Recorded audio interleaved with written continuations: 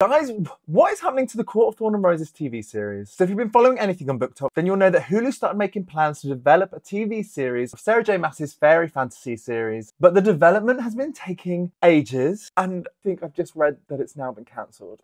Pause for a minute, silence. Look, don't worry, it's not over till the fat lady sings, and I am she, and I will not be singing today, because I think Barbie might be here to save the day. Now, if you're a fan of the series and you've been following this for ages, when Hulu first picked up the series and started developing it, then I'm sure you already know this. But for those of you who don't, Sarah was spotted having a secret meeting with Miss Margot Robbie. Now, what they discussed, we don't know, but Miss Barbie herself does have the power to make this happen, especially with her incredible production team, Lucky Chap. And Margot is a massive fan of the series. She said that she's read all of Sarah's work 1,000 times. But if Margot isn't developing it, then maybe Sarah can shop around, and I think that's what she's going to do. Rumour has it that she's already started meeting with potential clients and potential buyers of the series. She doesn't get the copyright back until the summer, but I think meetings are already starting to happen. And if this is the case, I just pray that HBO pick up the series. If HBO can do for ACOTAR what they did for Game of Thrones, then we are in safe hands. Because this show needs a budget. This show needs a big budget. It needs good casting. It needs good screenplay. It needs